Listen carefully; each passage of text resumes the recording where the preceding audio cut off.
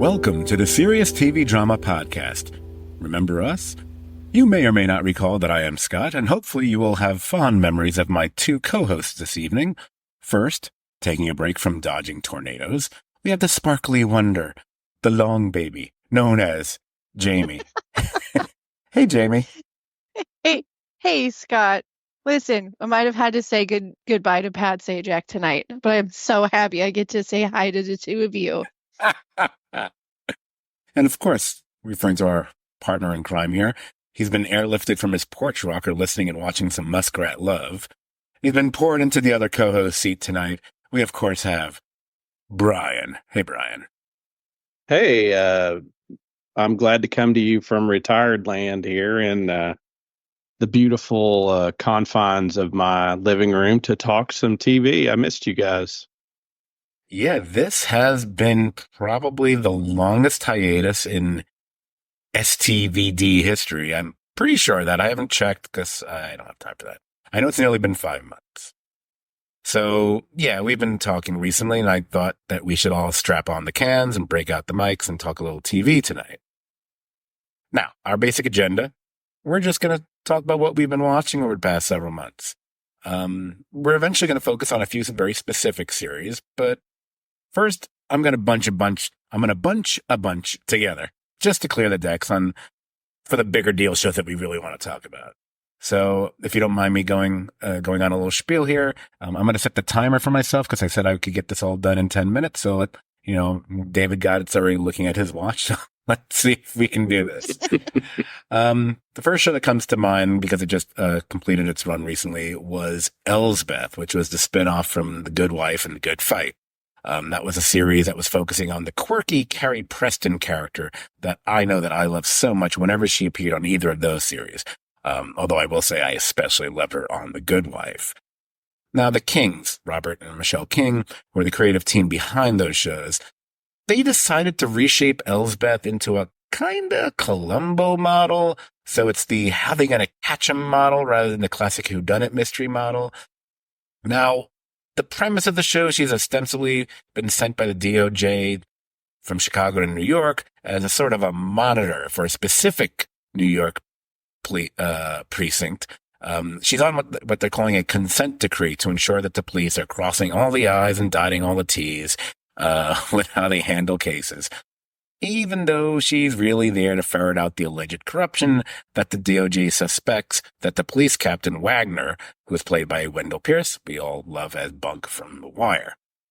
However, 90% of the time, as I said, the episodes revolve around Elsbeth picking up on who the murderer actually is from the very get-go, and then obsessively harassing the person, kind of like Columbo with tote bags, until ferreting out how to prove that she is ultimately right. Now, I should love this show. As many here already know, I love Columbo. I was also a really big fan of Poker Face, which played as both a successor and a complete homage to Columbo episode after episode. And, as I just said, I love the Elsbeth character. How could I not love this show? Well, I gotta be honest, I can't say I love it. I like it. I like it enough, so to speak. The crimes, the mysteries, they've all been kind of passable, but nothing that really knocked my socks off or really made me sink my teeth into it as much as some of the Poker Face episodes certainly did, and obviously Columbo pretty much always did. But my first big issue is Elsbeth's way of suspecting someone. It's almost always completely absurd, especially coming from a character that up until now has been a lawyer for her entire career. So the fact that she will suspect someone, for example, because they seem too calm at a scene, I was like going, really? Really, Kings? That's how we're doing this? Maybe you needed to rewatch some Columbo episodes to see how it's really done. because I feel like they botched that really badly on the series. I mean, Poker Face was able to avoid it by giving the main character like a virtual superpower of lie detection. And then they did some other things that kind of subverted the whole concept, which worked really brilliantly. But here, like I said, the mysteries and crimes, a little bit bland, not all, but mostly. The setup, therefore, is typically pretty weak. The rest is still fun.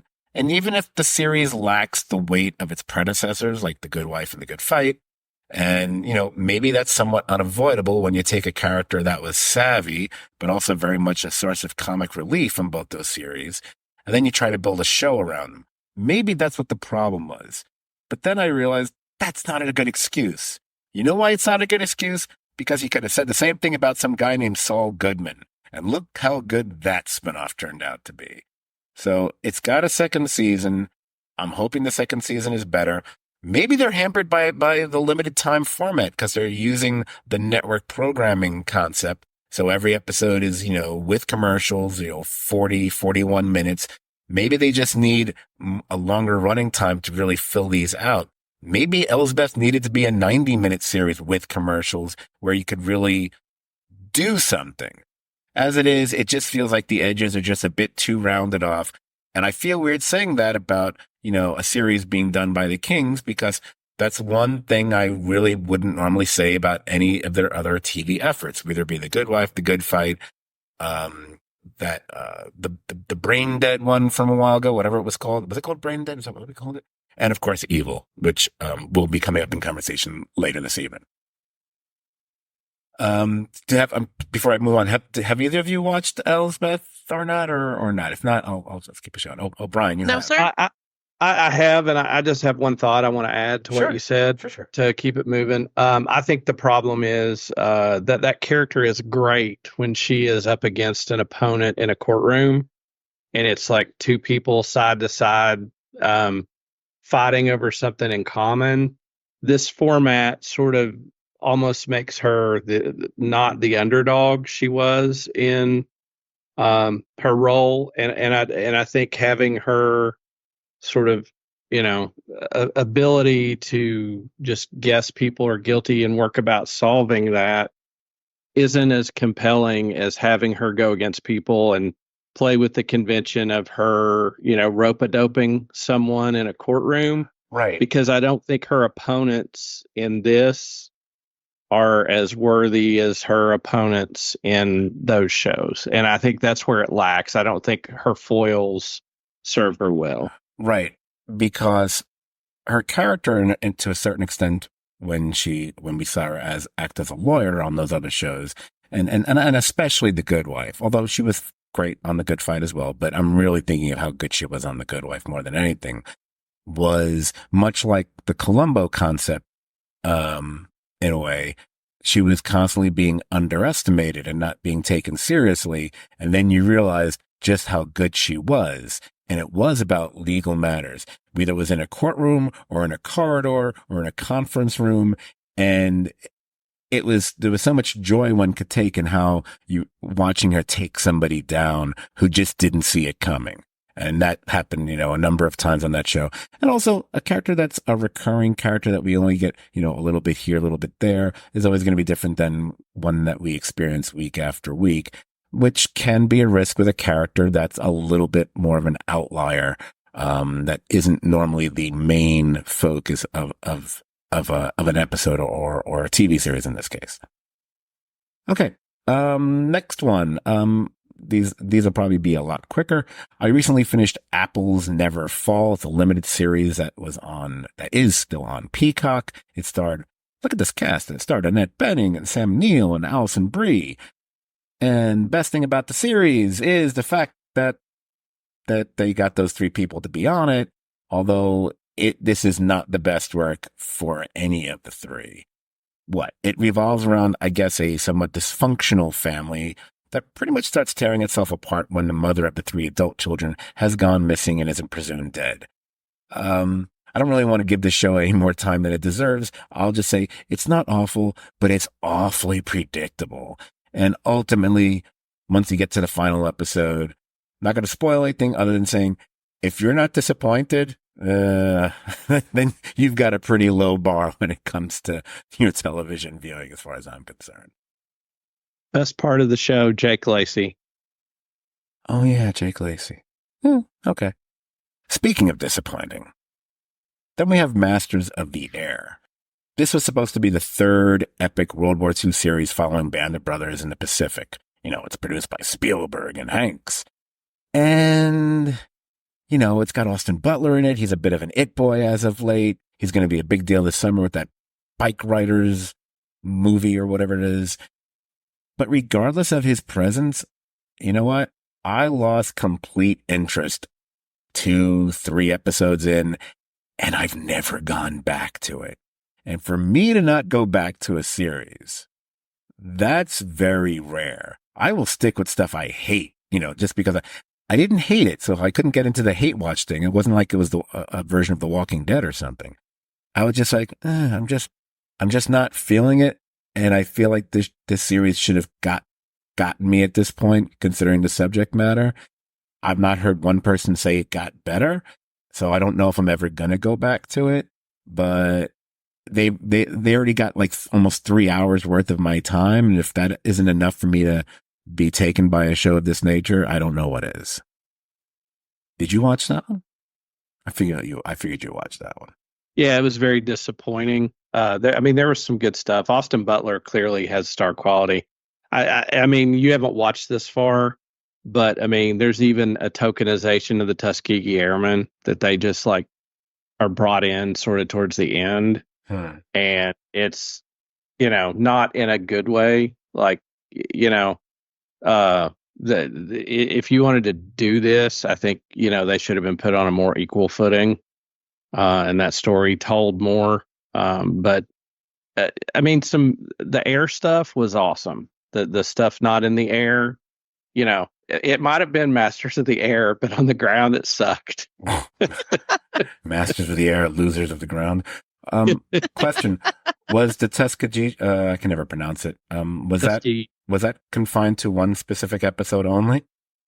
No, without spoiling anybody who hasn't watched it, like it carries over into others, but in a very muted way. They join an operation with this air group, and come in. No, I was just wondering because if it had been like confined primarily to one episode, I would wonder if maybe they thought, hey, we were able to confine essentially the Holocaust to one episode in Band of Brothers, and it really worked. And there's no one who watched Band of Brothers, including myself, who would say, hey, I wish they'd spent more time on concentration camps and stuff. It's like, no, they did it the right way in that one episode, and it's one of the episodes of all time of television.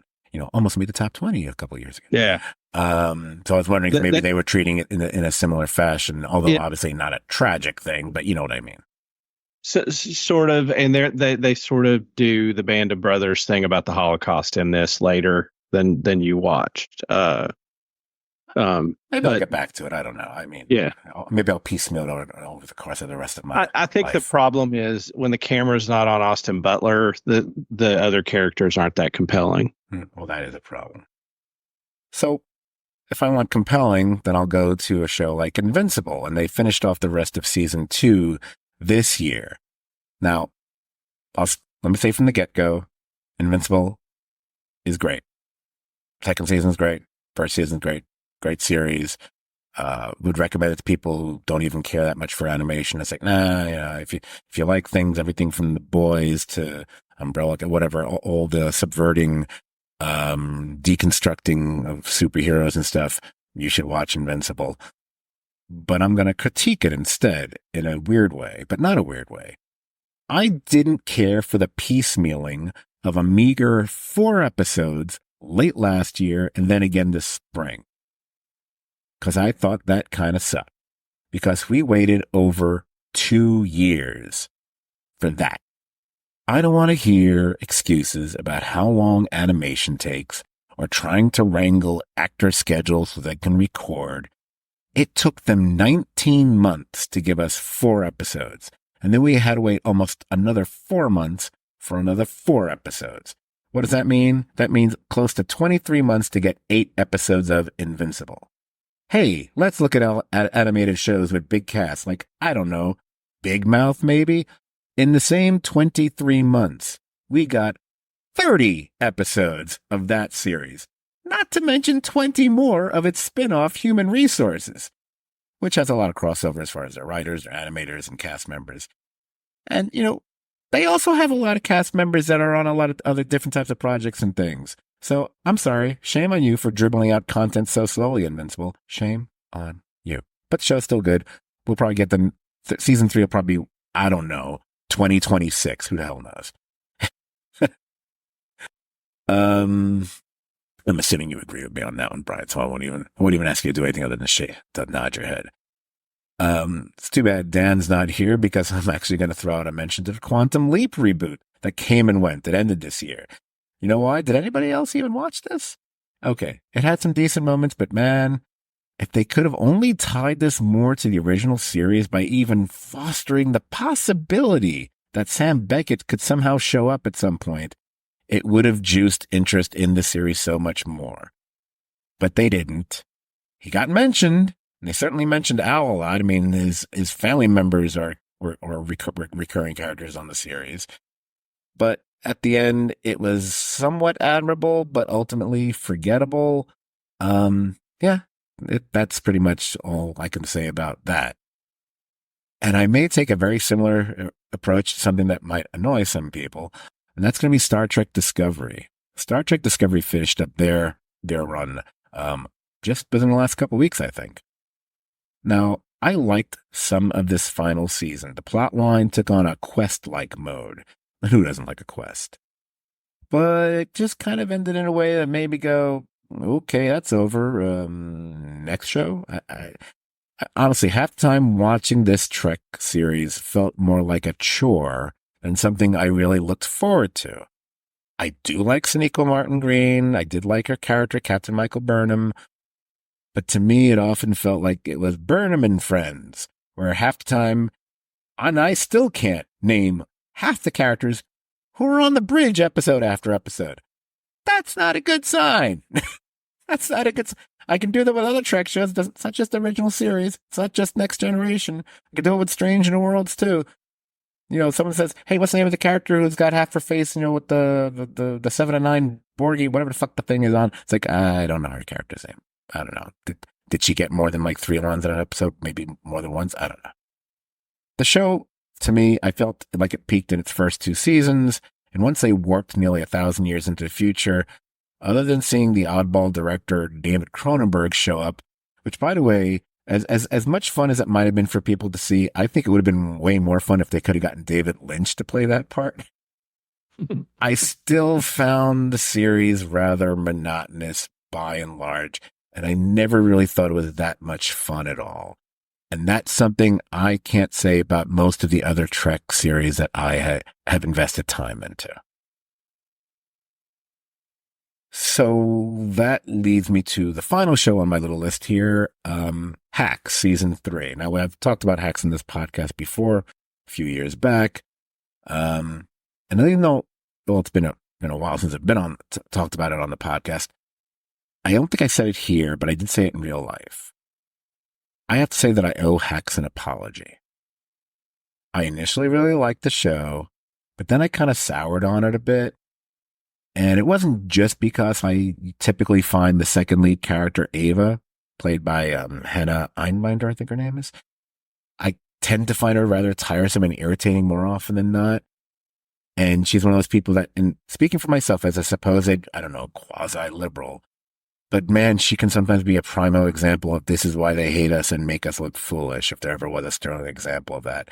And I know sometimes it is played for laughs, but sometimes it's not. And it just is like, I've also made a lot of less than flattering comparisons of this show to that Matt LeBlanc vehicle episodes that used to be on Showtime years ago, which you take Matt LeBlanc out of that show, it was like all the characters except for the 2 Brits. I like the 2 Brits, but everyone else seemed like one-dimensional and annoying.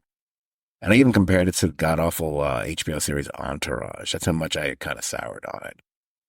but I watched the entire third season. And you know what? The third season was pretty damn great. Great idea, great execution, a really good finale, which actually featured I'm going to say the best dramatic scene of the entire series. And since we all like comedies that really seem to be more dramas than anything else, it works for us. Somehow they also found Hal Linden and gave him a part. And the dude's like 93 years old. I don't know why no one was talking about that when I was reading stuff online about it after I watched it. Anyway, I'm just going to say the third season deserves all the flowers it's been getting, and I actually am looking forward to the fourth season most assuredly. So, did I do it? I don't know. I forgot to. Anyway, with all that said by me, let's get into the first of the three main series we're going to be talking about tonight. And I will actually hand over the reins to, we drew straws. And even though you think Jamie would have drawn the long straw, because, long baby. Don't you love inside jokes that no one's going to get? It's actually going to be Brian kicking things off for us here. Brian, what is the series that you're going to be talking about that we will then join in on you with? Well, Scott, I'm going to talk about a show that surprised a lot of people, came out of nowhere, a little show on Amazon called Fallout. And Fallout was a top line produced. I'm sure there were people that were more instrumental, but brought to you by the creatives from Westworld, Lisa Joy and Jonathan Nolan, starring top line Walton Goggins as Cooper Howard, a.k.a. Ghoul, Ella Purnell, Aaron Moten, Moises Arias, and we get to see Zach Cherry from Severance in this show. And what this show is set in is a future following a apocalyptic event. Obviously, multiple nuclear detonations. The world is irradiated, and a concern is about radiation. And that's consistent with the game that this show was based upon, which is Fallout, which is on its fifth, I think, game that's been released. There's been Fallout 1 through 4, and then Fallout 76, which was all online. And for a show based on a game, Fallout has a pretty rich history. Oh, wait, I forgot. People will get mad. There's also Fallout New Vegas. So if I don't include that game, I'll get crucified. By the way, the reason I volunteered to take this one, I played all those games since they first came out. So I was curious about this when I saw the trailer, and it had the airship of the Brotherhood of Steel, which is from the game, and it looked glorious on the screen. Then I started watching it, and it had some really cool guest appearances or minor parts. Chris Purnell played the overseer of the vault. Matt Berry plays the voice of a robot, and you see his iteration as a human. Kyle MacLachlan as one of the overseers of a vault. We get a appearance by Michael Emerson, the sci-fi MVP. He shows up. And kind of a surprise, we get a few episodes out of Leslie Uggams in this show. So really, I was surprised by the quality of the cast it attracted. Obviously, the money spent on it. In this world, the people who have survived live in vaults underground. And these vault systems are interconnected, but don't really know what's going on with each other, which adds a mystery box layer to the whole thing, that each vault has a separate thing going on. But I have to say, probably the craziest thing about this show, I don't know of any video game based entertainment that maybe stuck more Easter eggs into its show than this. And there are things, if you've never played the game, you accept them as this new world and things that occur.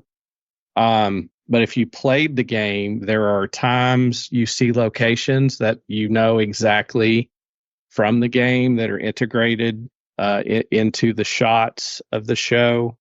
Um, the tech used by the people is the tech used in the game.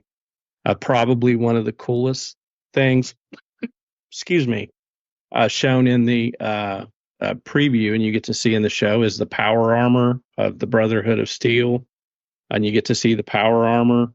There are characters from the game you run into. There's even a tease if you've played the games. There's a tease for future big bads that come from the game, that probably some people miss, but if you played the game, you noticed it. But really a well executed vision of a future that's apocalyptic, but again, sort of has a quest element that you set a character out of the vault, going into the world, not knowing what's going on, and learning things throughout the world. And an interesting thing that's not present in the games. A lot of story in this is told in flashbacks, and some of the backstory of what's occurred in this world is explored in flashbacks. So you learn a lot of interesting information. It was a big surprise, and when I watched it, I was praying not to be disappointed, and I absolutely wasn't. I was pleasantly surprised. The only complaint I had about it, and I think I shared this with Jamie, was I didn't love the actor playing the Brotherhood of Steel paladin trainee. And it may be that that's the journey he was on. They made him, sort of the whining kid who felt entitled, and maybe that will grow. And it may just be his story I didn't like and not the acting.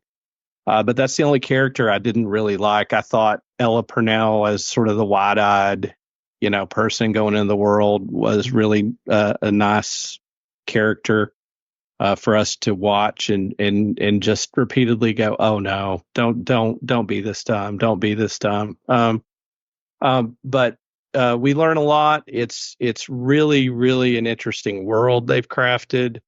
There's a lot more of the world they can go share in future seasons, but they didn't spare money on production. It looks great. It looks grimy but futuristic. I was really impressed with it, really enjoyed it, and was probably like my biggest surprise when I found it was being made, and exceeded my expectations. So that's Fallout from my point of view. I have never played the game. I've seen, still shots from it. I know a handful of people that have played it. In the overall consensus from everyone that I've talked to that has played it and watched the series, is just joy. Everyone loves it because it's pretty rare. I mean, there's a few shows out there we've seen that have been adapted from video games and novels that have done fairly well. They've managed to keep the story true. Whatever they added was all right. But I've heard the best reports coming back on this. One question I do have though is that I'm wondering about the game. Does it have like the same quirky sense of humor throughout as the series is given? Yeah. Very much. It very much has an off kilter sense of humor. And sometimes the characters, there's a whole group of characters called ghouls, who are people who have suffered severe radiation. And as they suffer the effects of that, their brain will deteriorate and they'll act crazy or they'll be outlandish. And so the robot, that Matt Berry voiced, is called Mr. Friendly, and people use those as personal assistants in that world. And there's humor in those. There's, it's a dark, grimy, violent world, but there is sort of an off kilter humor to it all, except for like the Brotherhood of Steel, and the Children of the Bomb, that who are very straightforward. But there's a sort of dark, very dark, off kilter humor in the game. Great. It actually has made me much more interested in playing the game. And that's one thing I will say, any of these that have been based off games, they don't really like, oh, why go play the game? I'm getting the story here. But this one actually really intrigues me. So I don't know. Maybe this time next year I'll be playing it. I'm also someone who hasn't played the game because I'm not a game player, at least not those kind of games. Um, Although I have read and heard that one of the uh, admirable attributes of the series overall is, although obviously it's taken, inspired by, and using and utilizing the premise and characters from the game, they're telling their own story. They're not they're not retelling they're not retelling a story from a specific block of the game necessarily. They're incorporating elements, I'm sure, but and I believe I read that was one of almost the demands that the creators of the game said. It's like, we're all for doing this, but it's got to be something different. And that's kind of a nice thing to hear, because a lot of times, the creators of a certain thing, they're more about you wanting to adhere to it and just do that, make it a straight on adaptation. So I kind of like the idea that, no, they're doing their own thing. So in a way, it doesn't necessarily spoil things for someone who wants to play the game and spend, 18,000 hours on that or whatever. I was fascinated when I realized that when this game first started, again, as you mentioned, Ryan, there's been a number of iterations and different Fallout games over the years. Several. I would have just went with several, just so you don't get pigeonholed into a number in case you missed one. But the thing that kind of impressed me is, like, this goes all the way back to 1997. So I'm watching this series and I keep seeing how there are elements that remind me of other things, which I felt, oh, they're taking from this and they're taking from that. Like the concept of the vaults. It's hard to be a Lost fan and not think about, Dharma and the hatches and everything. But this precedes that by many years. Another major thing about the series, especially when you get to the Ghoul character, who, once he's brought back from, his grave, is very much a gunslinger, whatever. And when you have that and the post-apocalyptic, setting, and there's desert everywhere and there's a quest involved, if you're a Stephen King fan, you can't help but be thinking of the Dark Tower series. Not any of the version that we've seen made as of yet, because they all suck. But at least if you've read the books, and I've read the first 3 many times, and I keep stopping on the 4th book. Anyway, but I loved the level of imagination that went into it, because it was a series that I always like to try out the word, that's bonkers. It had a certain bonkers quality at times to it. Kind of reminded me a little bit of how I felt initially about that series that Lindelof did with the Nun, whatever. I can't remember what it was called. I can't remember the name of that series for some reason, because it's just not in my head right at the second. But what I really loved about the series was they were able to have a really interesting balance of absurdist humor at times. Whether it be the way the characters spoke and acted in those vaults, or just different people they would encounter, once they were up above, out in the wild and whatever, and all the different guest appearances that you listed. And then, wait a minute, is that Fred Armisen? What's he doing in this? And stuff like that. Was very much trying to recommend this to people who had no interest in video games, because I don't have that much of interest in video games. All my friends do. It's like I don't have the money or the time. I can't. But one of the reasons I was willing to give it a shot is, look how great a series The Last of Us is, because it's still on, obviously. And that's from a video game. And this show takes, I would feel, almost, if not just as much care with what they're doing here. My favorite thing about the overall series are those flashbacks, which really, if I'll try to, I'll be spoiler free here, even though anyone who's listening to this probably has watched it already. I love getting the full backstory on that character.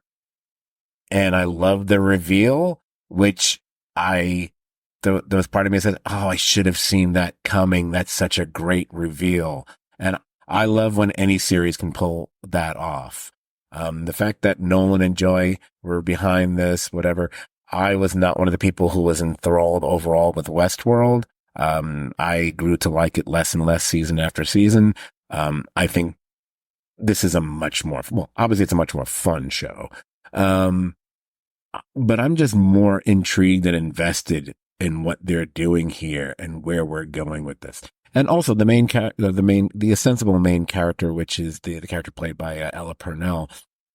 I like seeing her because I had only known her from Yellow Jackets. Yeah, same. And this is a very night and day kind of thing for her. She ain't nothing like the character she is in that. No, not at all. And that's a character that at times can be very silly and funny because of her very skewed worldview that she's had all this time. And then you can see that she can be a badass. And there's just something about the mix. Is an interesting mix of characters at all times going on through this. And I know what you're saying about the character, the other fellow, because it's really like those three that we're following for the most part. We're following her, following the ghoul, and we're following the guy from the Brotherhood of Steel? Is that what it's called? Yeah.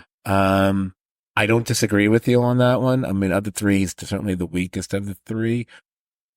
The only defense I'll have for him, and I'll defend both the actor and the character, whatever. And it's one of the things I actually like about the series. There's no, even though Ella Purnell's character is, quote unquote pure. I mean, at least she was until about 20 minutes into that first episode. They're all deeply flawed. They're not just not perfect. They're not completely good. She kind of is, I guess, compared to the other two, because that dude from Brother, he's got a lot of issues. And yes, the way he's been treated and bullied and whatever, but he makes questionable decisions. And his view is kind of, you wonder about it. But I'm hoping that gets better in the coming season for him, whatever. We'll see, especially the way the series ended. That was kind of an interesting way to end that. But yeah, it might be my biggest surprise of the year so far. Again, I heard a lot about it, but I didn't have any interest in it. Then I finally decided to give it a shot when people kept mentioning it to me. And then I was right there with it once I watched it. And again, those flashbacks, especially when you're someone like me who always gets a kick out of things that have like that 1950s kind of retro feel. And they really hammer that home here. Yeah, it's a show that when we get around to our top whatever at the end of the year, pretty sure this is going to show up pretty high up on that list. I would just add the final thing after what you guys have said. I think what's beautiful about this is that this is like a story that isn't told in that world, but all the pieces of the world are there when the story's told, if that makes sense. Like what it's true to I think the reason gamers like it is that this is a story that you could see being told. Like this could have been a version of the game because the world is so consistent. Like they might not have had any constrictions on their storytelling rules, but they really took great care with the world. And I mean, if you just go online and type Fallout Easter eggs, like there are literally lists of 56 of them. Like and if you played the game, them. Like the look of the Vault-Tec suit, the Pip-Boy, like it just the care and detail was just amazing, and exceeded all expectations. So yeah, I mean it's up there for me. So I was thrilled to talk about it. Excellent. In fact, that might be the show that Actually, all three of these are the reason I wanted to get back recording again, although I don't know why I waited another month or two, but I have issues. So, speaking of issues, no, that's a horrible segue.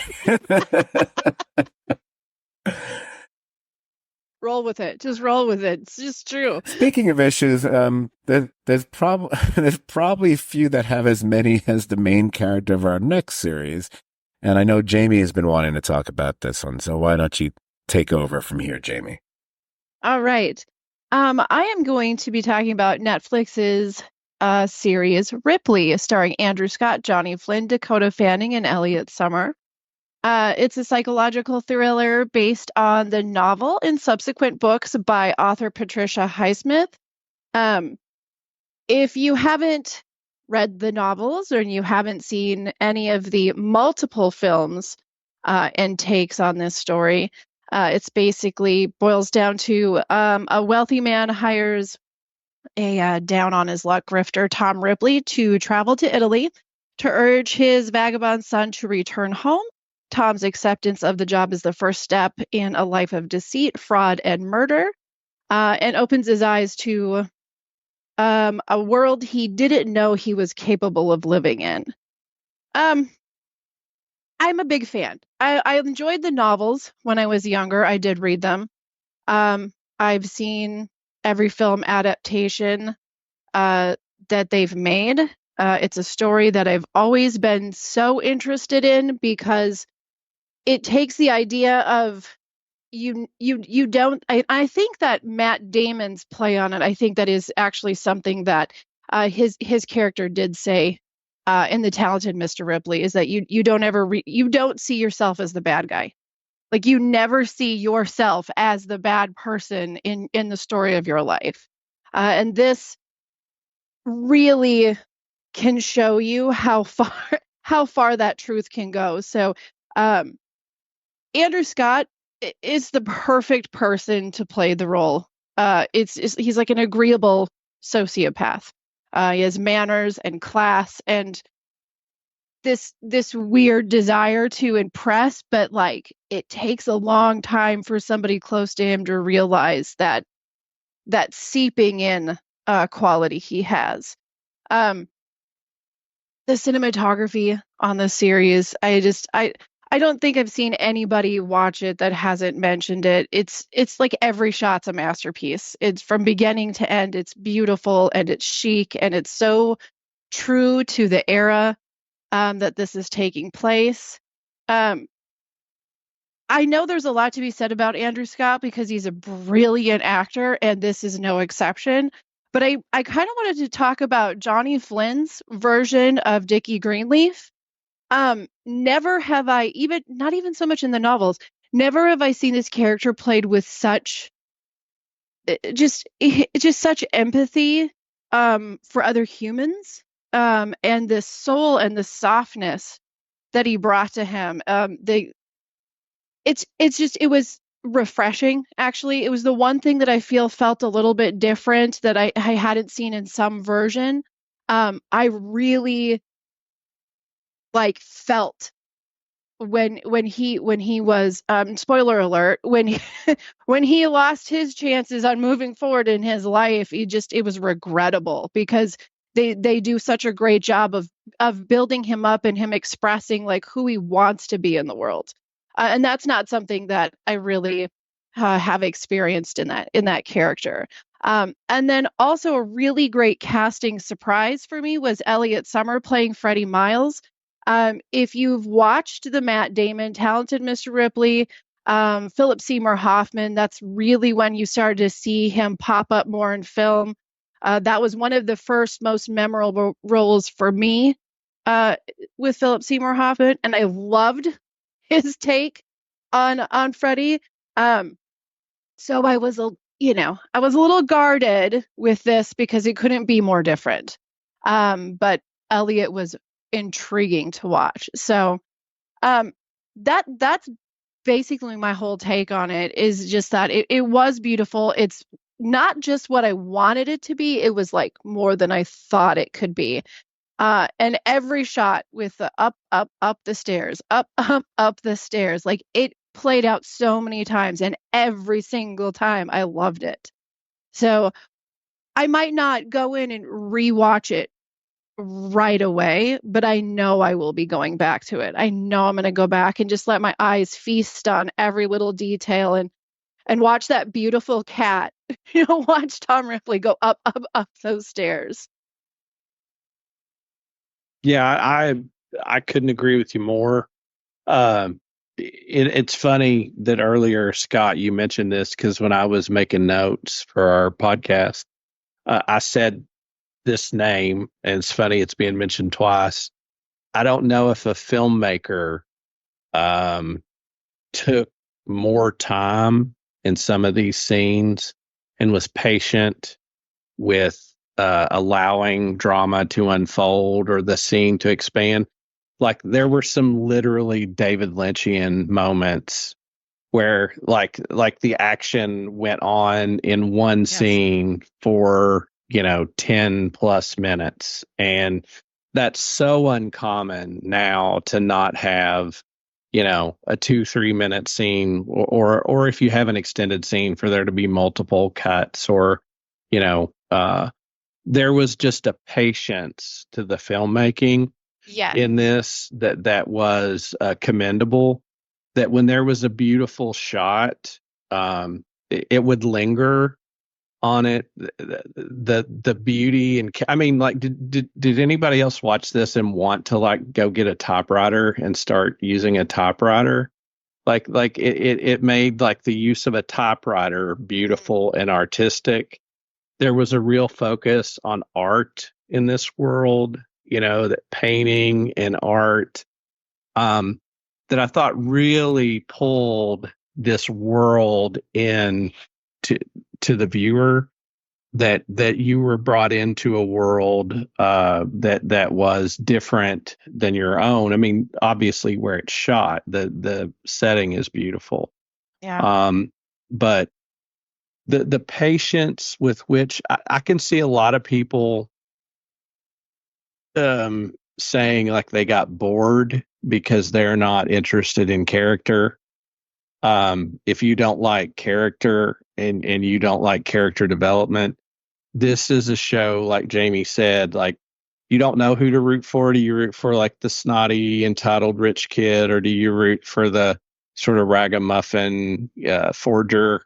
And eventually you see like nobody is who they seem to be, either good or Right. bad.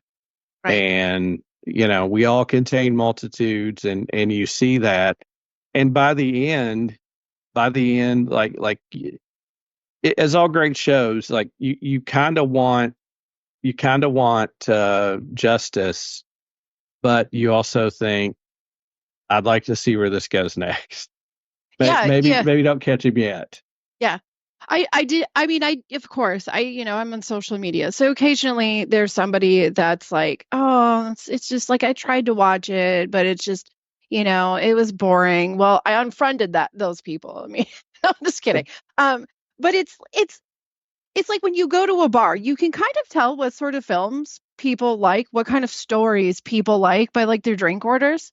Like there's the people that want to take a fast shot and get out on the dance floor, and then there's people that order like a neat whiskey, and they sit there and they take in all the flavors. They roll it around in their tongue to kind of know what it is they're ingesting, and that's what this is. It was not a quick shot at any point.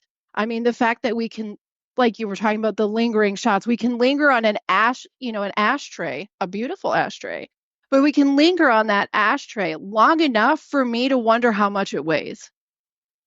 It's always intentional, but it's so beautiful, and it's a shame the people who are like, that's where we live now. It's just snap, snap, snap. Slow down, take it in, like really absorb what you're seeing. Yeah, and I think that pace was intentional for a number of reasons, but indicative of the life that people lived in that community. That was that was sort of the life that people lived in that seaside village. That it wasn't fast paced. That there weren't TVs, and when music was played, it was, on a beautiful looking, Victrola record player. And Yes. there was just there was a forgotten time and pace that it just really recalled. And you're the one that asked me about it, and you're the one that said, "Hey, have you watched this?" And I went, "No." So I started watching it, and I was like, "My God, this is beautiful. It's just gorgeous." So I mean, and I think all I'm going to say is this: if you haven't watched it, if you want to know about like lingering on something, I'm just going to say one word, and you guys will know what I'm going to say: boat. Yeah. Yeah. The three series that we're going to focus on, this is probably the one I had the highest level of interest in talking about, for a few different reasons. Number one, the person who wrote and directed it, Steven Zalian, who is one of the top screenwriters working today. So I'm going to focus on him for a moment because this is the guy who wrote Schindler's List. I don't think that's a coincidence because he probably was very part of that production as well, as Spielberg that does tend to do with his writers. And he probably was therefore very familiar with how that movie was being shot, because I can think of a few other films in the last 30 plus years that were shot in black and white that, atrocities aside, of course, but were as beautifully shot as Schindler's List. And I saw that here. And I said, okay, I see, I see where Stevie Boy learned from, and how he incorporated it here. Every shot is exquisitely taken. It doesn't rely on, oh, look at that pretty landscape. No, it finds really interesting angles and the lighting. Lighting is so very important to this. It's massively important. Which, and it's because there's a lot of use of light and shadow and what it means. And I found that very intriguing. There's a reason why I find it very intriguing. Because as Jamie mentioned, this is based on the books by Patricia Highsmith, who wrote the series of Ripley books. But where I care about Patricia Highsmith even more than the Ripley books, she wrote a little thing called Strangers on a Train. And Strangers on a Train is one of the great Hitchcock movies of all time. And probably more than any other Hitchcock film, that's the film that makes the most use of how shots are done with light and shadow. More so, it's the most noir. It's probably the most noirish film in Hitchcock's catalog. You can make a case for a couple others, but that's the one I would point to as like, that's the real noir film. I'd have to agree. And I saw a lot of that there. Also, when you look at the story of Strangers on a Train, although Guy is the good guy and he's supposed to be the character that we're following, everyone who's ever either read the book or seen the film, it's Bruno, the villain, is who we find so fascinating. So then she has this series of Ripley books, and Ripley, and we've seen, as you mentioned, the different film incarnations, whatever, but I'm going to restrict it just to this series. He's a pure sociopath. He's not sociopath. No, straight up sociopath. Step aside, Dexter. This is what a sociopath is. And it's one thing to do a movie that's based around that, because it feels like you can still kind of get away with that. You can spend 2 hours or 2.5 hours with someone who's either they're Travis Bickle or Patrick Bateman or Ripley, Tom Ripley, whatever, because, okay, I'm only going to have to spend a couple hours with this person. And I'm going to, or even, say Joaquin Phoenix's version of the Joker, for example, as well. But I'm okay because it'll be a fascinating trip.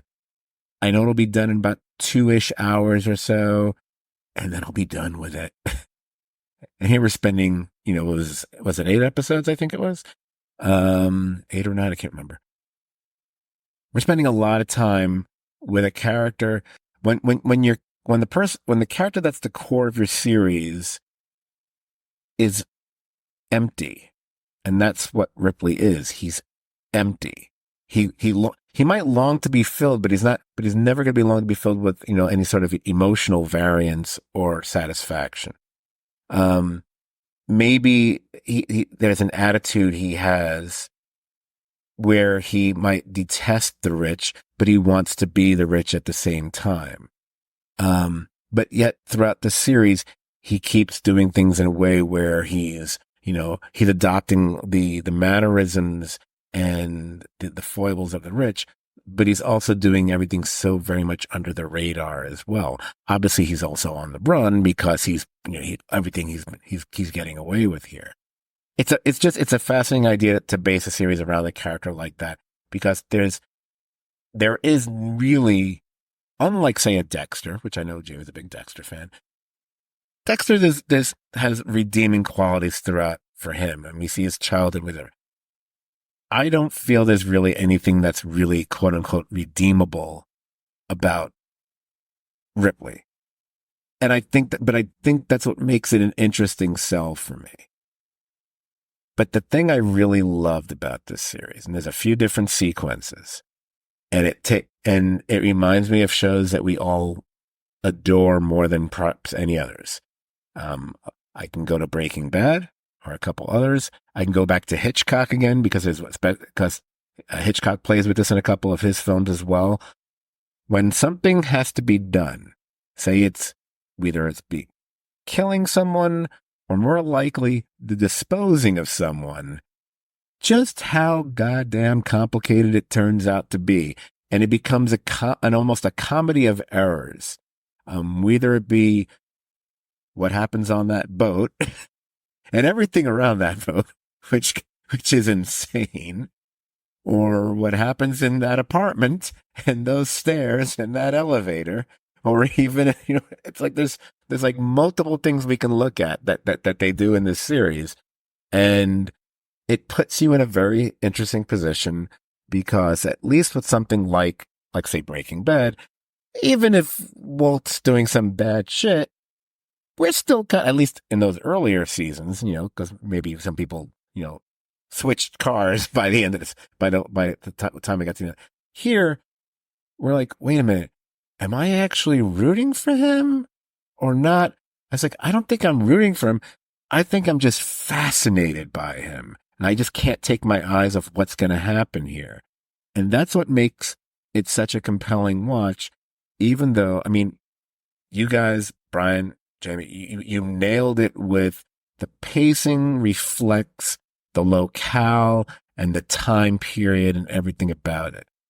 It wouldn't make sense if it was faster paced. If this took place in New York, yes, it doesn't. Where it takes place, the languid nature of everything, the whatever works.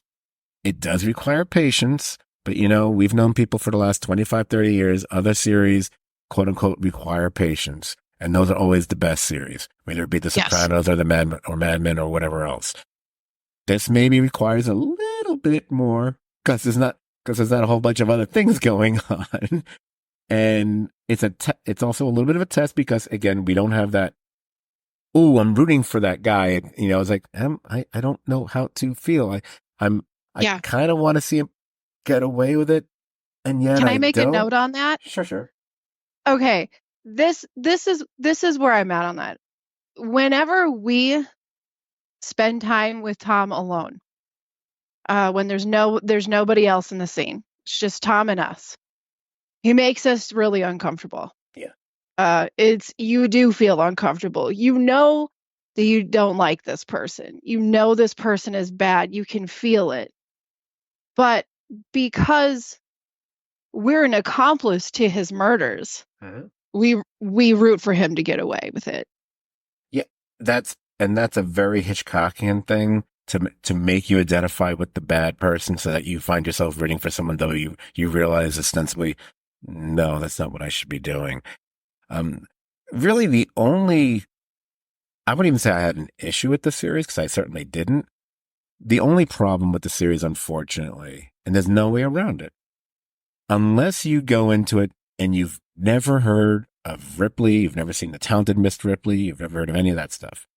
And I bet there'll be a number of people that will fall into that category. Probably My guess is most people watching it, at best, they've seen the Matt Damon, Jude Law movie, and that might be it. It's unlikely they've read the books, unlike you, or they've seen the other film versions that they might not get that someone who shows up in this kind of unexpected, like, oh, look who's here. It's like, hey, you know what?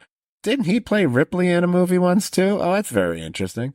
But my point was going to be, if you know it's a Ripley thing, then you know he's getting away with it. And that does take away a little bit from the overall series, because you're like, yeah, but I know he's going to get away with it at the end. It's kind of like watching a Batman or a James Bond movie. Oh, you know they're going to win in the end, whatever. Except now it's the opposite of that. I don't think it matters overall, because it's kind of like when we're talking about whodunits or how they done it. It's like, no, I know he's going to get away with it. I can accept that.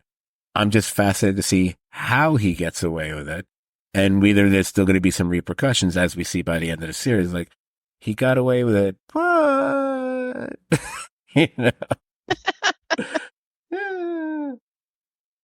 There's more. There are more books, so maybe we see more, maybe we don't. But it was, as you were talking, Scott, I thought, I don't know that I've watched a show and liked it that had this sort of pacing since Rectify. And that was a complaint a lot of people had about Rectify, was, it had this slow character pace. But, you and I both liked that show a lot. And the pacing for me was perfect. And it just, I don't know how you don't just look at the visuals and occasionally I would pause the picture just to look at it. I mean, some of the shots composed were like art themselves. It was just so beautiful. So, I mean, if you want character development and, like you said, sort of a macabre watching something unfold and being made an unwitting accomplice, according to Jamie, this is the series for you. But yeah, I give it a huge thumbs up. Oh, absolutely. Me too. So I guess that takes us to the third series of our trifecta. And I guess I'll give this one a shot. I get the one that's the hardest to explain. The third one.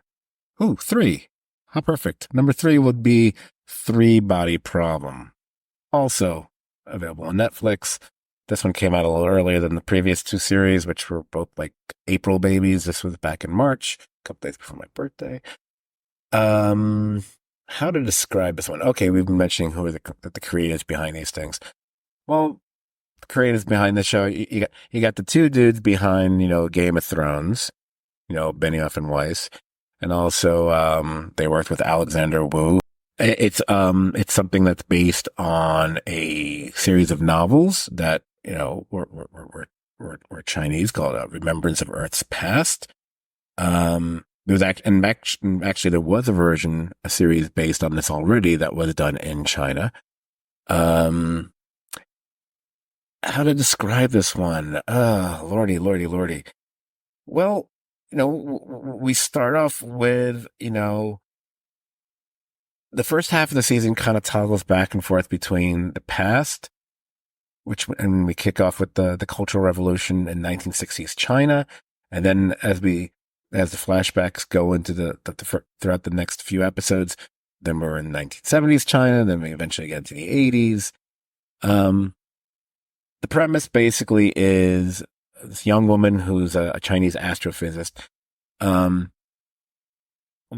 They basically essentially execute her father at this big demonstration in China. It's during this big what they call a struggle session.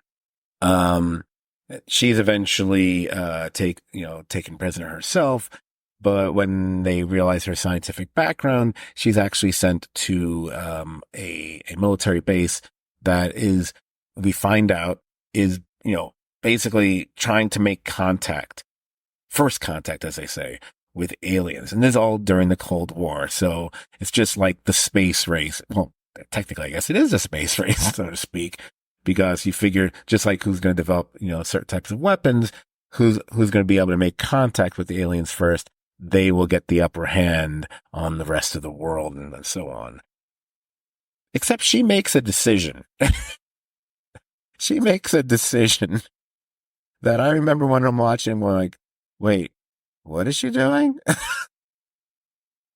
That pretty much puts the rest of the planet in peril, although we're going to have to wait a while for when the planet's really going to meet its end.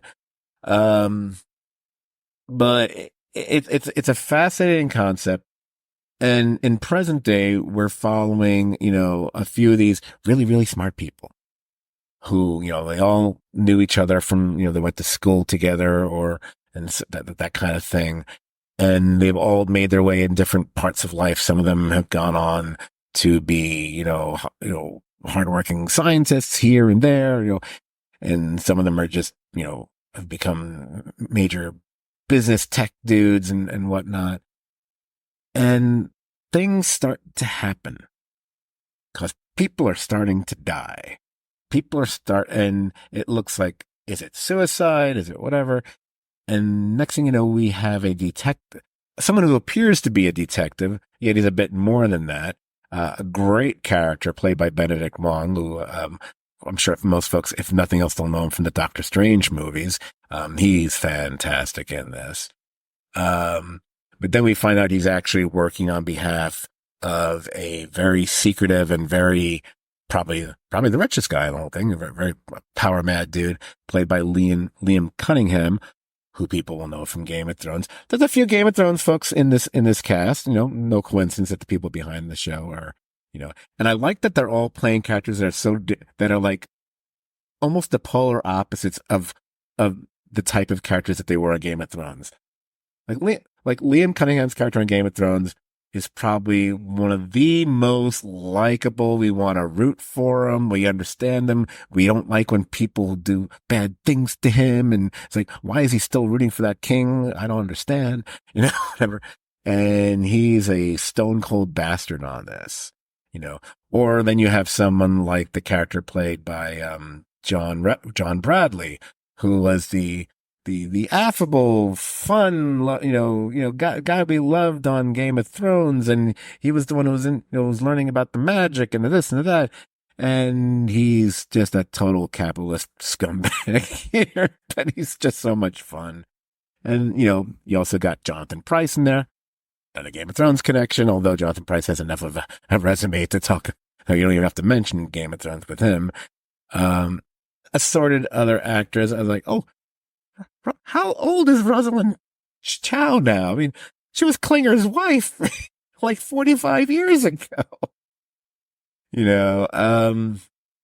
It's a series that, as I was watching it, as I got from episode to episode, I kept thinking, hey, you know what? This is like a much smarter and just more compelling kind of idea. And I kept, for some reason, I was comparing to that Legacy of Monsters show that was on Apple TV, because it also was dealing with flashbacks back and forth. We were watching characters back in the 50s or 60s and then now. And there's a lot of Asians in that, a lot of Asian in this, because that plays a major part in both stories to a certain extent, whatever. Clearly this show is better than that show. Let there be no mistake about that. What I really enjoyed was there are so many things in this series that if I was sitting in a room and someone described it to me, I would just stare at them like, nah, it's not going to work. And it works. Something as simple as, oh, when someone is going to possibly, when one of the chosen that are supposed to die are going to die, there's suddenly a countdown that they see. Everywhere they look, they see this countdown. I don't even know how else to describe that.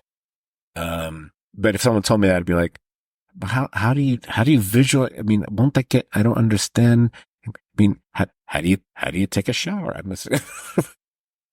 But it works so nicely in this. there's so many things that there are shocking things that happen that I obviously will not give away, even though I think everyone listening to this has probably watched it already. So you know exactly what I'm talking about. And I'm like, oh, geez. Okay. Didn't expect that to happen. There's a bunch of didn't expect that to happen. But putting aside, a brutal death here or an unexpected reveal there, I think the most chilling thing, and I am going to spoil something because it just popped into my head. I just remember thinking, oh my God, this is my favorite moment on the entire series. At a certain point, we have the Jonathan Pryce character, and we see him as a younger version as well. But he has been in contact with this alien race, somehow. And he's basically speaking to them essentially like through a little intercom kind of thing, whatever. And the voice that it's talking back to him, and I think it's almost deliberately that way. It's almost like talking to Siri. It's not, it's not a very emotional voice at any, and it's trying to just understand what humans are or whatever. And all seems right with the world for this. It's like, oh, I think, this might work, whatever. And for some reason, I don't remember the exact context of it because it's been like 3 months since I watched the show. 2 months, whatever. He tells her the story of Little Red Riding Hood. And Little Red Riding Hood and the Big Bad Wolf, whatever. And I can't remember the name of the alien. It was like Setai, whatever. Doesn't really matter, I guess. For the purpose of this conversation. Doesn't quite get the story, doesn't understand certain aspects of it.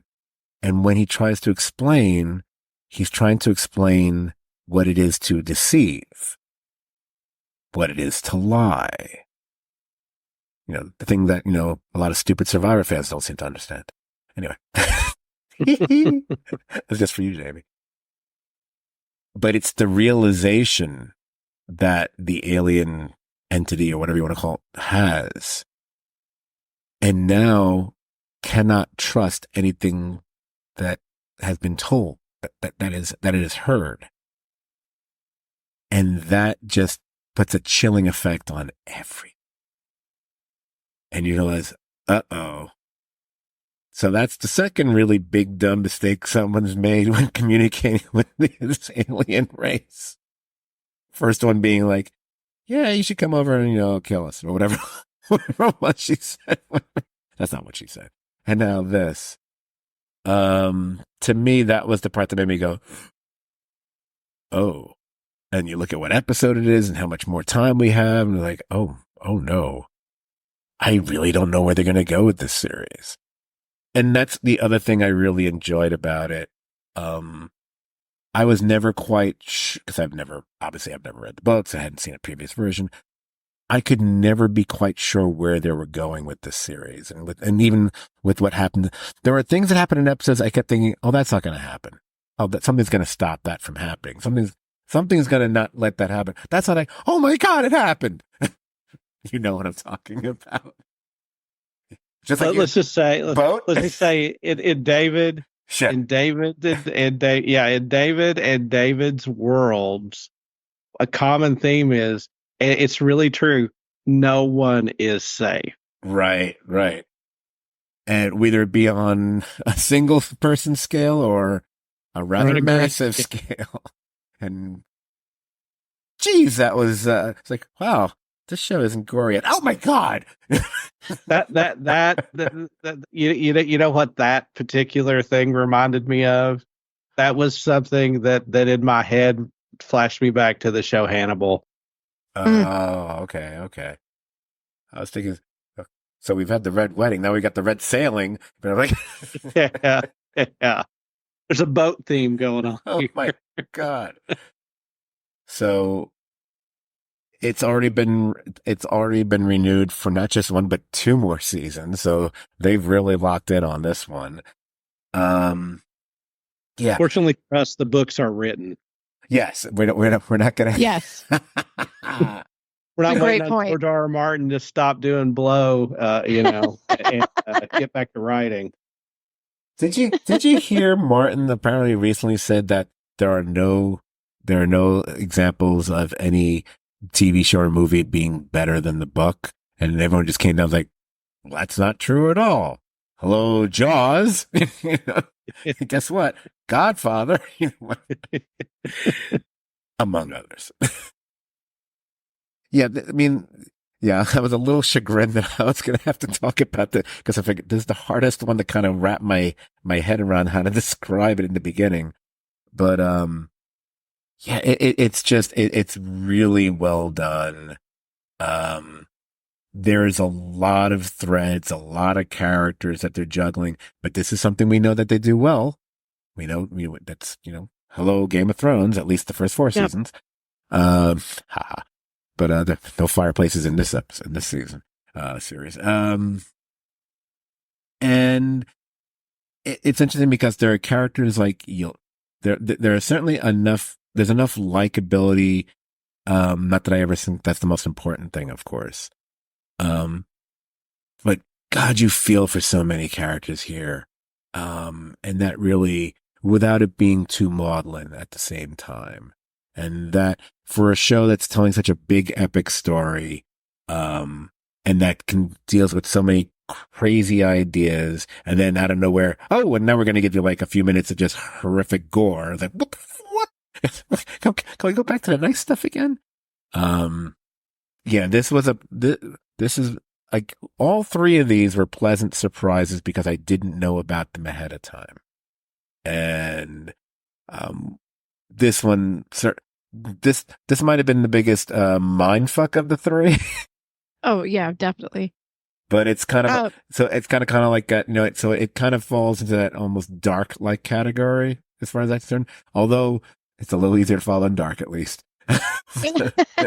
yeah, it is a little bit. One of the things that I really appreciate about the underlining and overlying themes of this show, and likely the story overall, is that we get a lot of science versus faith is really popular in pop culture, and in this, it's not science versus faith; it's science versus science, faith versus faith. And I really love that they've calculated that into the idea of what a three body problem is. So it's like when you have three bodies that are the same size and they're in the same proximity, they're exerting force on each other, and it's nearly an unsolvable problem. Like you can't pull one away and keep it stable. And so you've got the players that are team science and you've got the team faith, but they're going against each other. It's just really interesting. It's a different take, and you know what? We love Lost, but I mean that is starting to become a tiresome story. So this is a great new spin on it. It was funny. This is the. Go on. I'm sorry. I was going to say, this is probably like some of the most thought-provoking, intelligent sci-fi that I have seen. And some of the obvious allegories you could raise in this show is, what if climate change was the aliens? And climate change says, "Hey, in 100 years, I'll be there, and I'll be there to kill you." Will the people that are alive today that see no benefit for themselves to work towards solving that problem and come together and do it or not? And the grand conceit of this show is so big, and so what's the word I'm looking, ambitious, that to build the stakes that it built in this first season is really amazing. And I thought that like, even with the Liam Cunningham character, you see a change in him because he knows stuff you don't.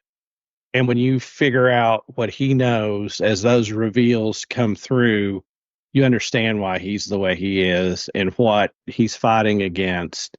And the problem that you see is, hey, what's going on with virtual reality goggles and this? And the problem just grows and grows and grows. And it's done in a really, really amazing way. that does incorporate science, but doesn't seek to totally dumb it down. It doesn't play down. Um, and there are questions even of the scientists of what's ethical, what's not ethical. What do we do? What do you do when faced with an extinction level event? Do you throw ethics out the window or not? Like, there are a lot of really deep questions this show asks that I thought it handled in an excellent way. And like you said, Scott, the characters that we know play against type, which is cool. And a lot of the cast are people that we don't know, so they don't bring any baggage to it, so that we get the story from them without sort of any preconception. And for a cast where I didn't know most of the people, I was pretty impressed with all the performances of the people I hadn't seen or wasn't familiar with. Because sci-fi acting can be pretty hokey or bad, and I thought this show had a level of excellence, and that's another thing that the Davids did was David and DB was the Game of Thrones didn't have a ton of known people. They brought Sean Bean in, I think, to anchor season 1. But as we saw these wonderful actors in that show, they sort of became people after that show, and I think they probably would be great at running a AAA team and building up the farm system and developing talent, because the cast, to be largely unknown, I thought was pretty good in this show, along with the grand ideas. So I mean, I'm super excited. The idea, it's not often I watch a show and it does reveals where I go, wow, that's really deep, and I didn't think it'd go that far, and this show really did. Yeah. I mean, science fiction shows can always be tough, and it's funny. I've talked about this before, so I'll try not to be too repetitive. While I consider myself a science fiction fan, I can also confess to having very little patience at times with a lot of science fiction television series over the years, because I just find them just a bit too either needlessly dense or just not, either be the characters aren't fully fleshed out, or there's a feeling been there, done that before.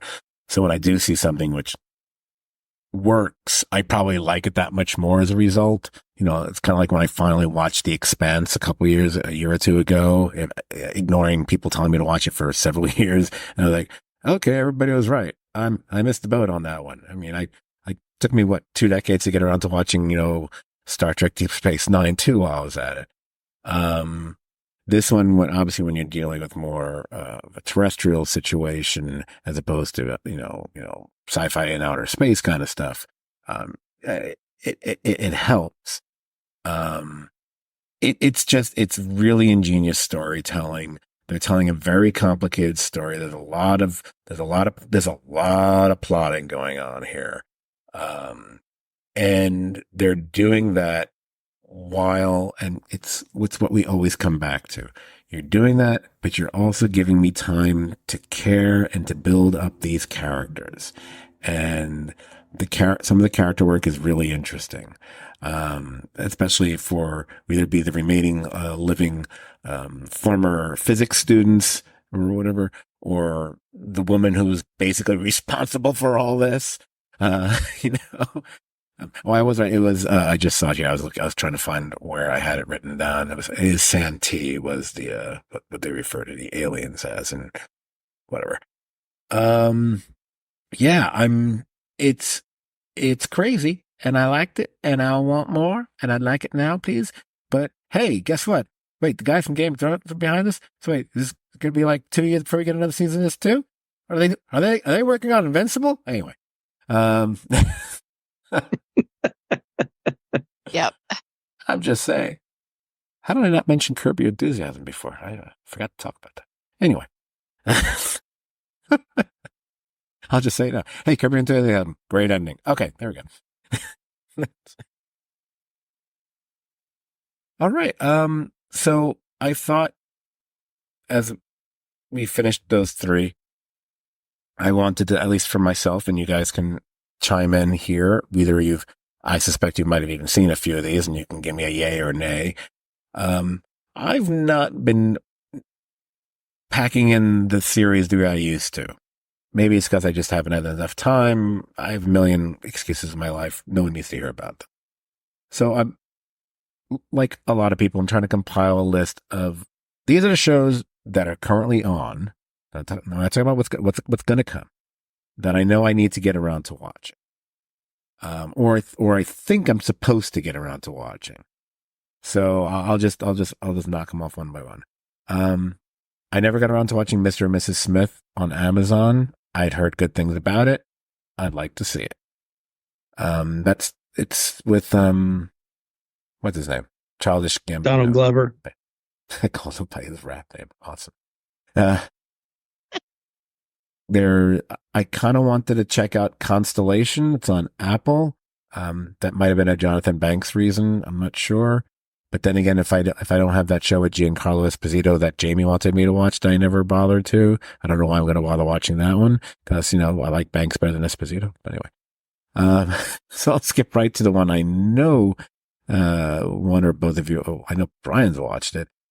I know I should watch Shogun. I know. How many episodes is it? Is it 10? Is it 10? I feel like it's 10. I don't remember if it's 8 or 10, but it's freaking gorgeous. Oh, it's Japanese. And I will say about Shogun. I will say this about Shogun. When we talked about that, monster show with the Russells and all that, I kind of dogged Anna Sawai, right, for her acting. In this, she's amazing.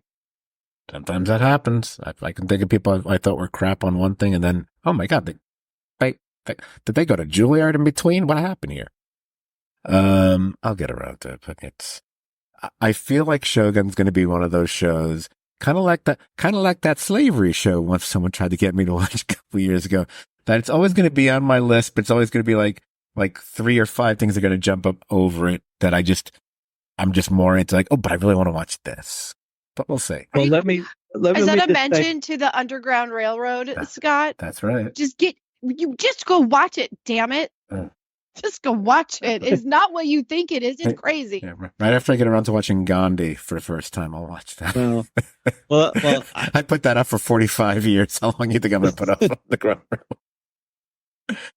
Scott forgot the 80s. Gandhi. I'm not even going to. Oh, we have to talk about that after. Anyway, but not Gandhi. It's unlike the Richard Chamberlain vehicle Shogun. Yeah, I love that.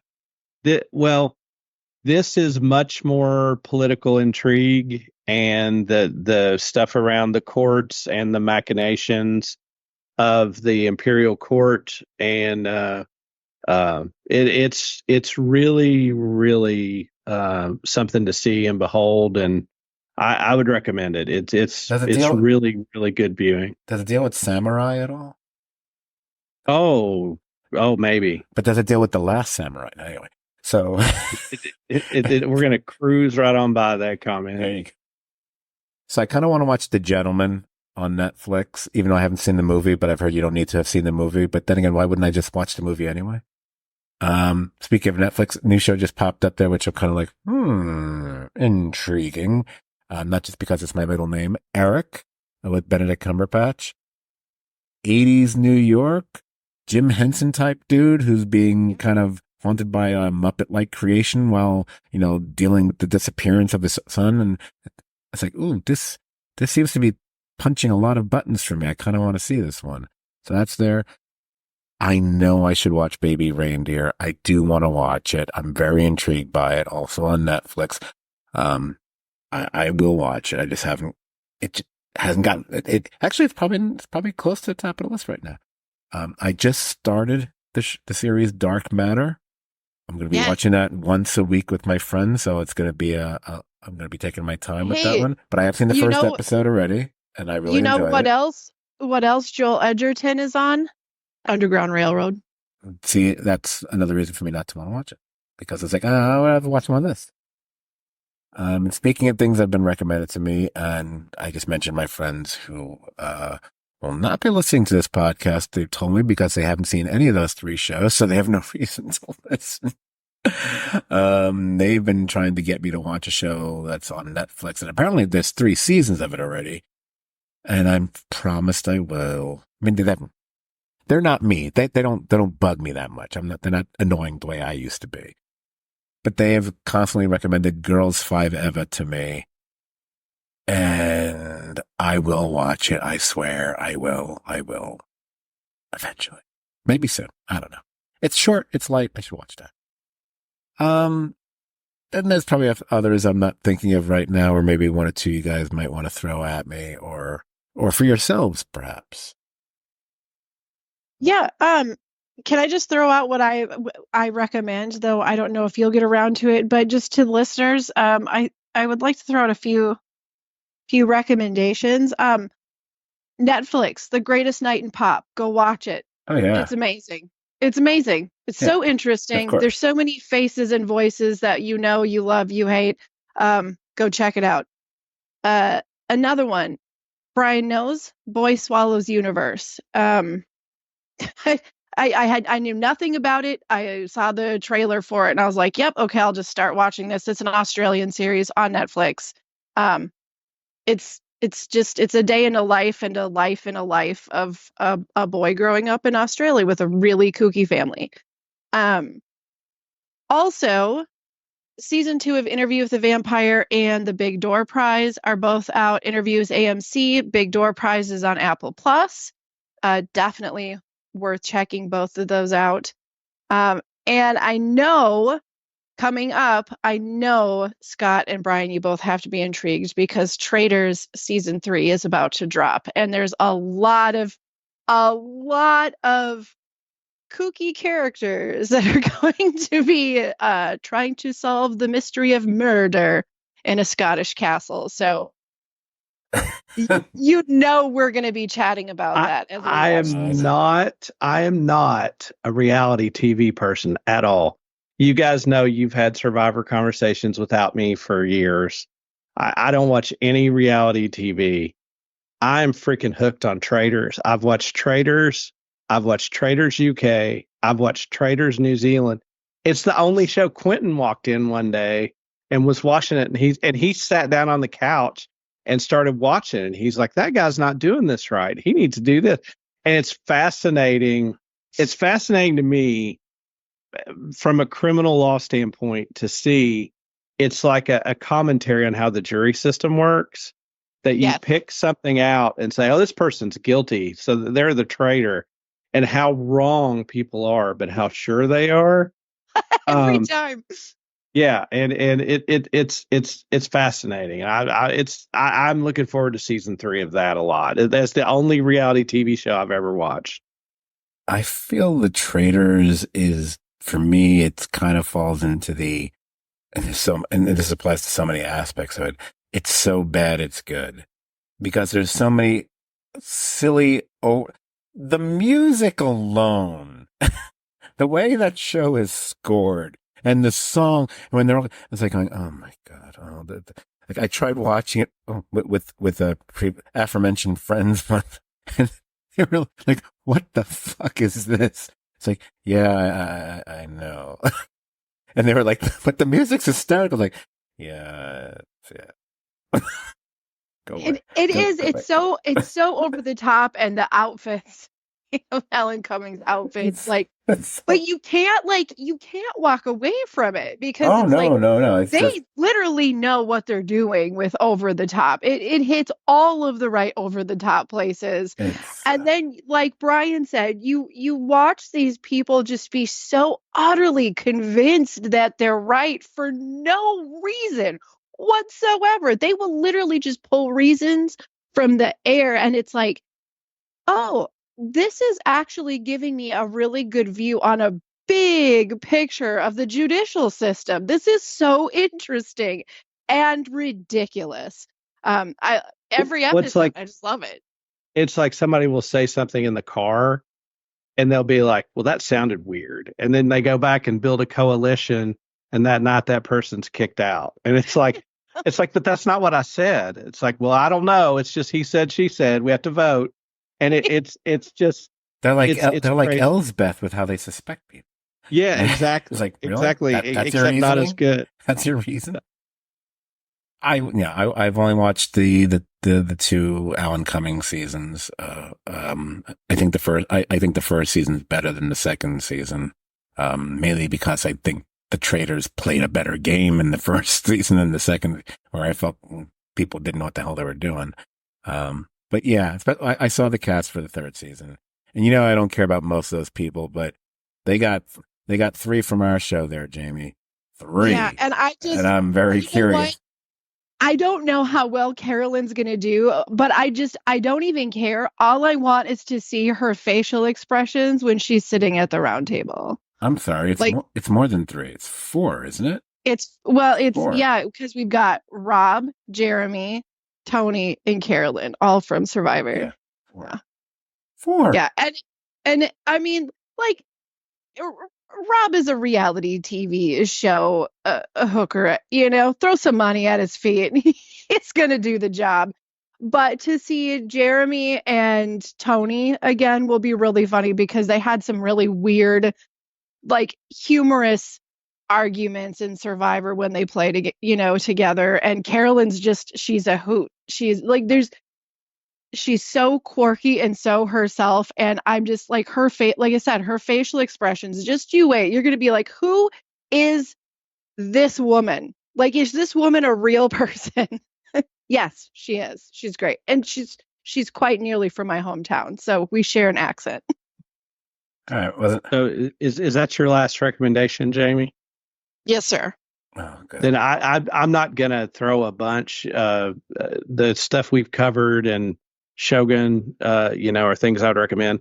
But there's something I watched on the recommendation of one of my friends since grade school, that's on Netflix, with Will Forte. It's called Bodkin, and it just, I think, came out recently.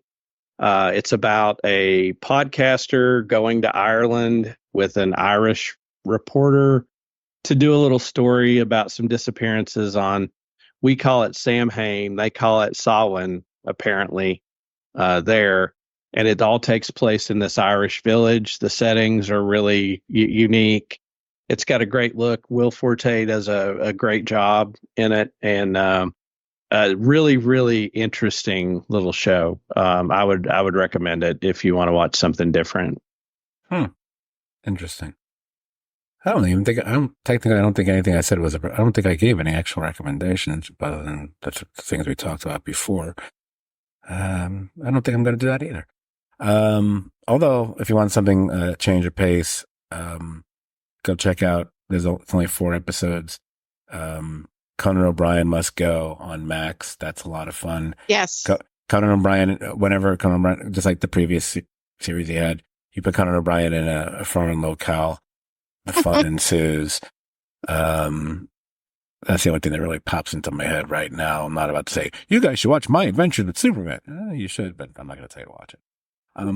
Also, I think you just did. Mayor of Kingstown just came back.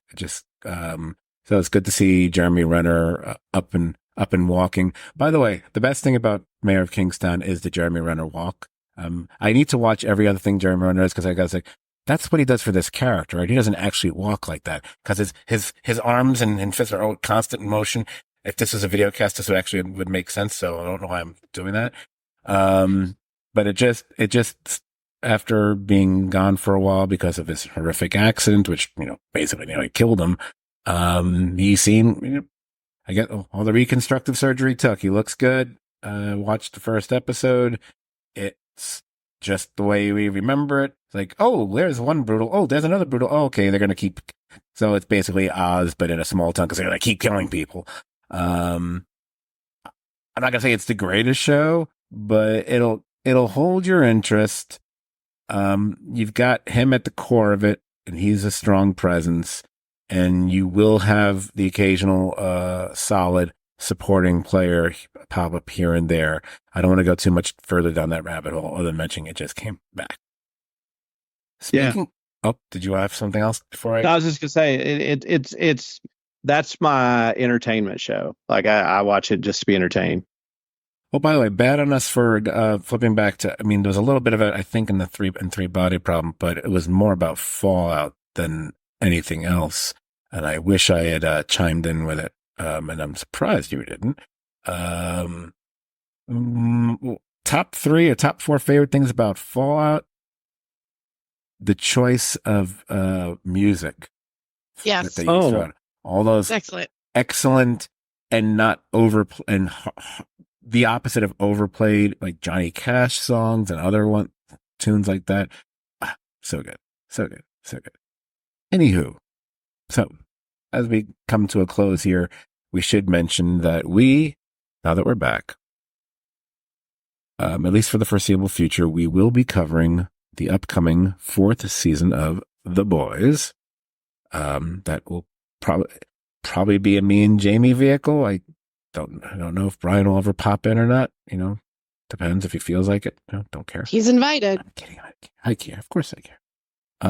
This might get him because we may just decide to shoehorn coverage of the final season of Evil into those podcasts as well. Yeah. The only caveat I might have on that is it's a boys podcast. Then we can, if we want to like devote like a 10 minutes or less to whatever episode of Evil was on, I'm fine with that. I don't want it to go much further than that. I don't want those to become, 2.5 hour podcast or whatever. But we've had 3 episodes of Evil already. It's delightful. It really is. The glass ceiling. Oh my God. Oh, how cute. It's season after season, they find new ways to make Michael Emerson just the most horrifically evil and over-the-top scumbag that he's ever played. It's like, okay, we've seen everything you've done from when you were like the killer on that legal show, and then you were the thing on Lost, and then you took it down a few notches, the person of interest. Just go crazy. Just go nuts here. Choose some scenery. And I'm again going to put it out there for the Kings. They'll never hear this because, we'll get like 7 listeners, whatever. Now that you have a show called with Elsbeth, where you have a guest murderer or victim, whatever, like, shame on, and in fact, you're reusing a lot of your actors that have appeared on your other shows. I noticed that. I'm watching Evil, and I was like, hey, there's a cop I just saw on, Elsbeth. Oh, here's another one I just saw on. I was like, yeah, well, they're very incestuous. If you can't figure out a way to have Michael Emerson appear so he can finally have a scene and act with his wife in real life, Carrie Preston, if that had happened this season, I wouldn't have said anything negative about the show. That's all I want. All I want. It's like me wanting the Flash to have yellow boots. Just that's all I want. And I finally got that right when the show completely sucked. Anyway, what a great note to end on. So, wow, I haven't said this in a long time. If you enjoyed this podcast, you'll probably enjoy hanging out on our Facebook page as well. I mean, these guys are on there occasionally. I'm hardly ever there, apparently. It's the Serious TV Drama Podcast page. Like the page and join the conversation about pretty much whatever you want to talk about there. The admins are asleep. Who cares? You can follow us on Twitter X, whatever the hell it's called. There's still some decent people there, I swear. Not a lot, but what's our handle there? STVD Podcast. You can follow us on it. No one ever follows us on Instagram. You can follow us on Instagram. We post a picture once every 7 months. I think, Serious TV Drama, I think we're called there. I think there's something else I'm supposed to say, and I don't remember what it was because I didn't write it down. So, oh well. Anyway, you can find us wherever podcasts can be found. But if you're already listening to us, you already know where to find us. I never know why people say where you can find us if you've already listened to us. It makes no sense. You're already there, man. Yeah, you're already there, dude. And then eventually, I need to nail down a host or two. There will be upcoming episodes of my other podcast, Scot Forgot the 80s. The problem is I announced what the next 2 movies are going to be. I don't have co-hosts for either of those yet. That's a problem. And one of the people I thought was going to do it doesn't really want to do it. And I'm like, oh, okay. Oh, I got time. I got several people I can ask, but real life has gotten in the way and I keep forgetting about it. But they will be done. One of them's going to be Purple Rain and one of them's going to be Flashdance. The order will probably depend on who I can convince to co-host one of them first. I don't know. It was supposed to be a June thing. I bet it's going to be a July. Oh, wait. It's only June 7th? Oh, it can still be a June thing. It's going to be July. Anyway. Just as discombobulated as it used to be, people. Just the way you'll love this stupid old podcast of ours. So, Brian, Jamie, thank you so much for taking some time out of your busy lives to shoot the shit about all the TV we talked about here tonight. Yeah, it was really fun. It was good. It was good to talk about the TV. I'm just trying to figure out where all those weird black streaks are on Jamie's arms. I've been staining furniture all day. Oh, I thought you had been held captive somewhere and it was like where ligature marks. I'm sorry. Nothing nearly as dramatic as that. It's very domesticated life here. Plus, I can reach up there because you're so damn tall and everything. Anyway, so everybody out there, thank you so much for listening. Hey, feel free to send money to the podcast or me. But anyway, times have gotten hard.